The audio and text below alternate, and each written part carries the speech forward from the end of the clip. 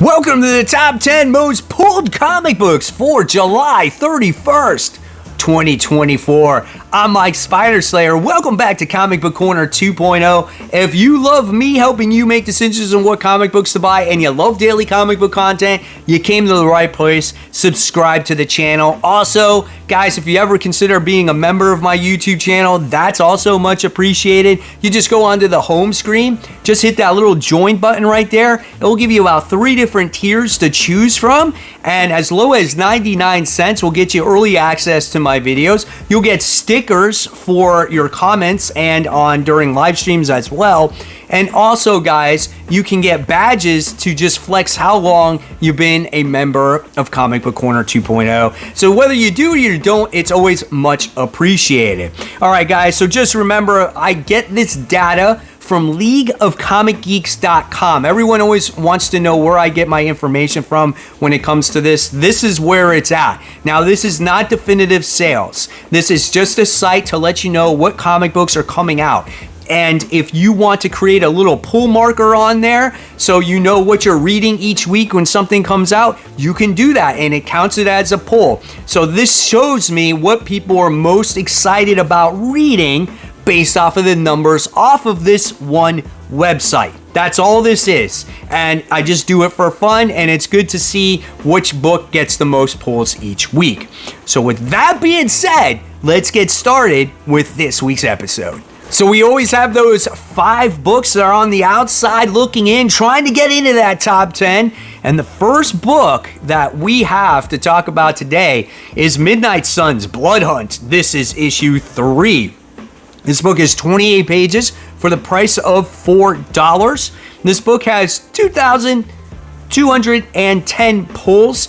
I want to say when it comes to this little spin-off book, it's not really a lot in depth to the story. I think the last issue had them like going into a hospital trying to like save this nurse, and Blade was in there, and it took like 5 minutes to read, but still it was a lot of fun and I've enjoyed it, and I like seeing these characters back together again. And it has Danny Ketch and Johnny Blaze. It's got Tulip, it's got Victoria, and of course it's got Blade in there, and it's written by Brian Hill, and Jermaine Parethia is the artist on it. So if you've been reading this from the start, you're probably going to continue this. I will finish it off myself.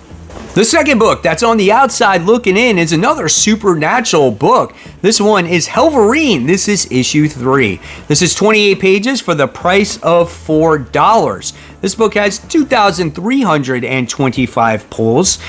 This one is written by Ryan Stegman. I'm sorry, that's the cover artist. It's not Ryan Stegman. It's written by Benjamin Percy and Julius Alta. Julius Alta does the artwork on it. So the first issue was a little wacky for me, and I tried the second issue and I just didn't dig it. So I'm probably personally not going to pick up issue 3.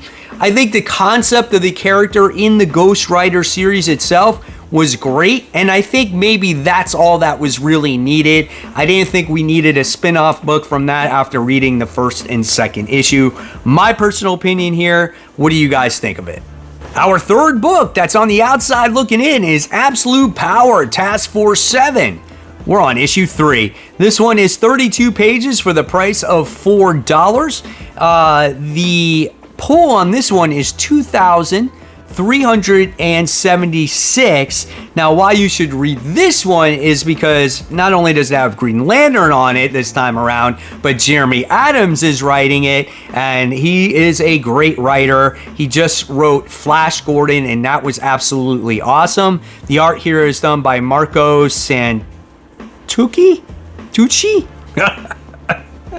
Anyway, yeah, so the first Task Force 7 issue 1 was rough. The second one was better, and I have higher expectations for the third one. So I'll definitely pick this one up.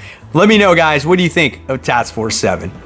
Book number 4 that's on the outside looking in goes to Spider-Gwen Ghost Spider. This is issue 3. Legacy numbering 63, 40 pages, $3.99. This book has 2,432 pulls, and the writer here is Stephanie Phillips, and the art is done by Paolo Vellini. Listen, when it comes to Spider-Gwen Ghost Spider, I just feel like there hasn't been a great series with her in it.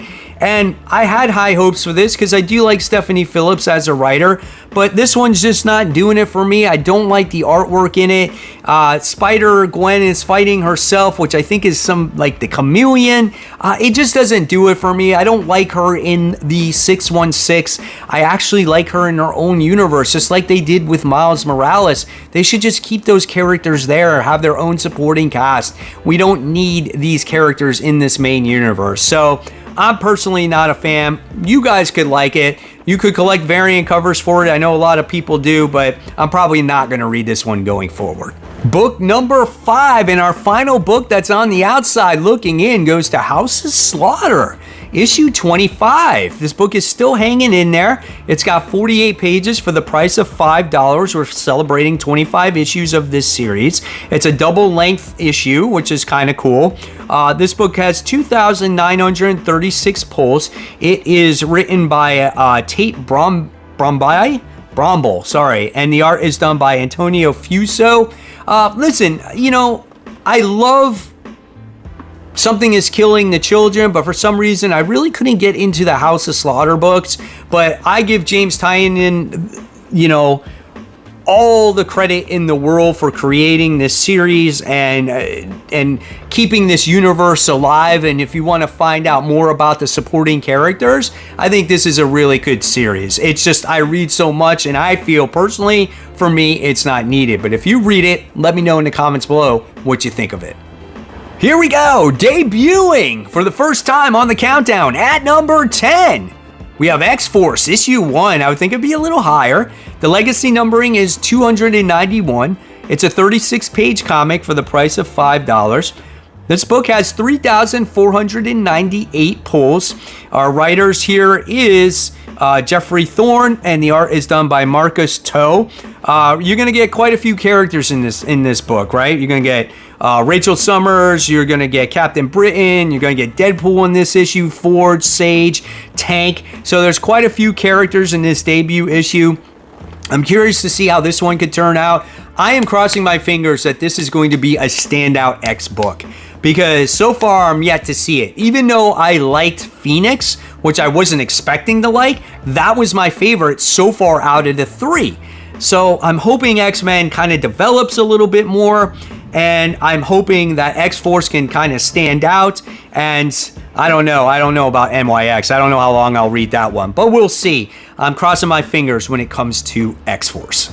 Grabbing onto that number 9 spot, we got Department of Truth. This is issue 24, 32 pages for the price of $4. Written by James Tynion IV. Martin Simmons is the artist here. This book has 3,644 pulls. The return of Department of Truth was, I think, last issue, 23, just recently. So obviously everyone kind of, or not everybody, but a decent amount of you liked it enough to keep it on your pull list. I have no idea what the heck is going on in this comic book, but I know there's hardcore fans of this comic, and there's hardcore fans of James Tynion IV as well that will read a lot of his stuff. If you guys are enjoying this book, I want to know in the comments below. Sitting at the number 8 spot this week goes to Blood Hunt, the Red Band edition. This is issue 5.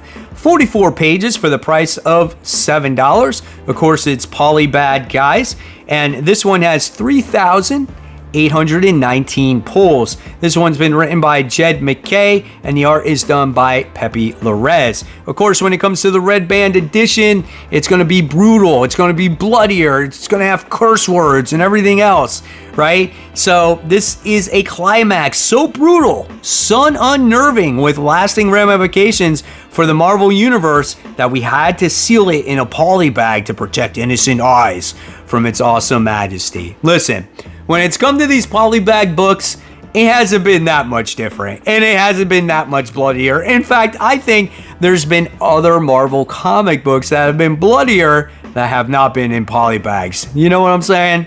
Coming in at number 7, it edges out that Red Band edition, guys. It's Blood Hunt. This is issue 5. 36 pages for the price of $6, right?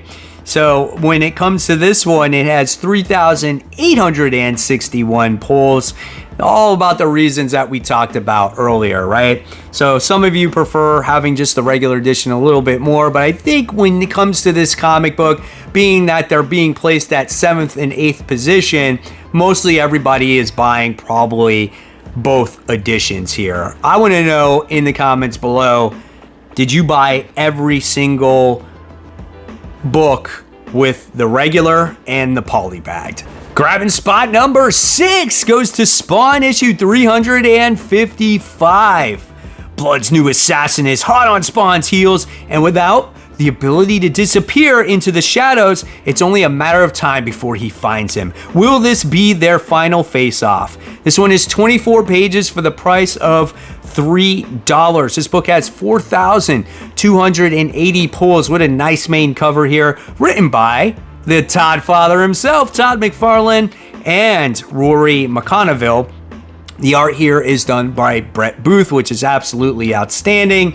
You get to see Spawn dealing without his powers. We get to see this new female character that's in here that Spawn's trying to figure out who she is. It's been absolutely a fun ride. I feel like the stories are a little bit dragged out when it comes to the Spawn books, but nevertheless, they're entertaining. I mean, what can you expect for $2.99? Here we are, the top 5, and number 5 goes to the Immortal Thor. This is issue 13, legacy numbering, 774. Now that's some legacy numbering.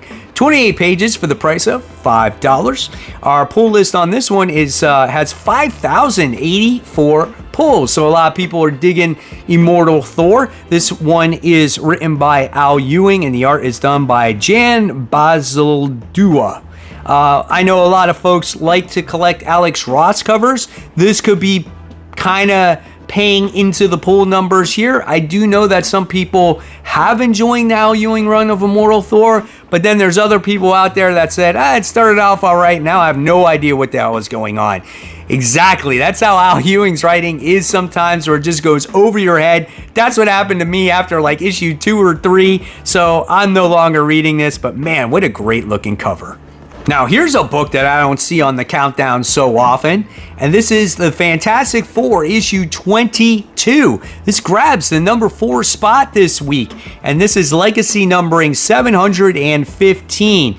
It's 32 pages for $4. This book has 6,244 pulls. I can tell you why.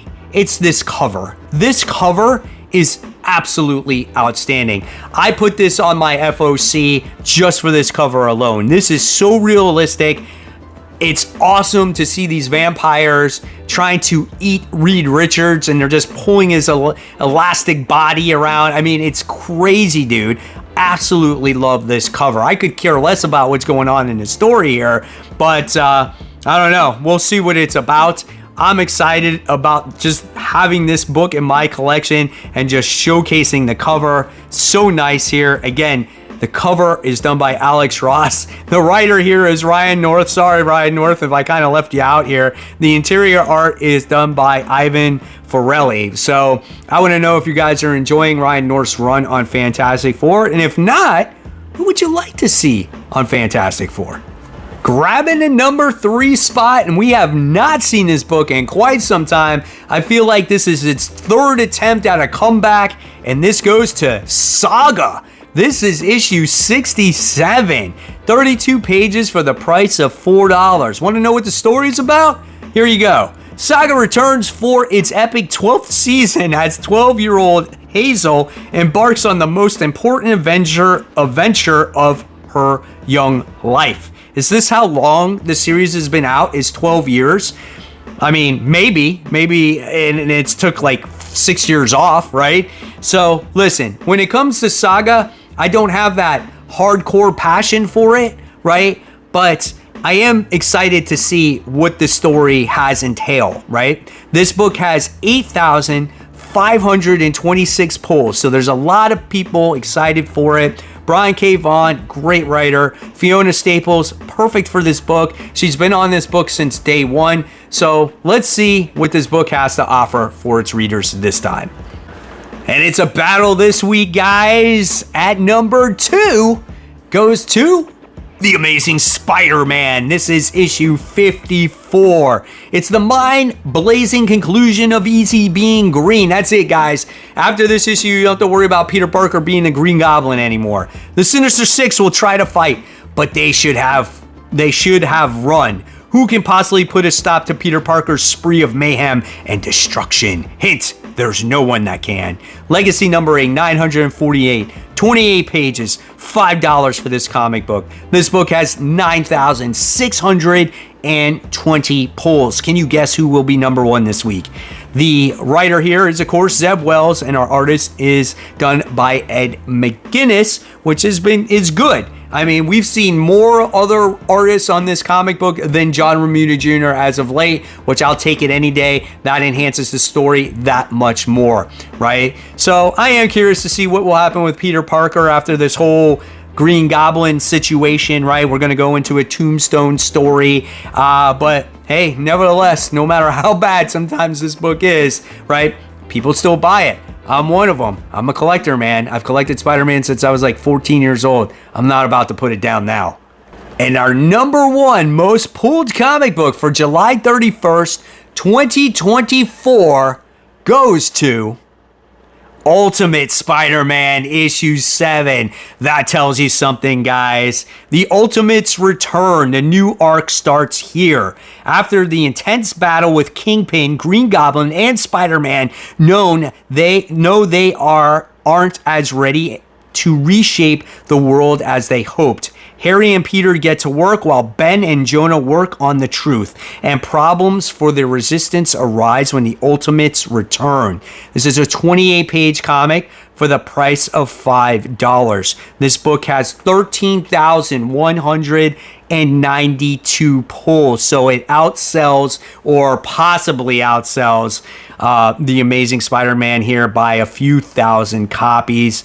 We have Jonathan Hickman, who is the writer, Marco Cicchetto, who does the artwork on this one. This book has been really good.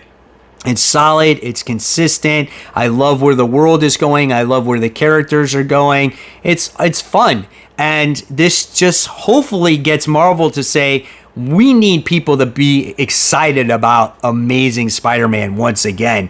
And does that whole Doom storyline, 8 Deaths of Spider-Man, kind of get people more excited?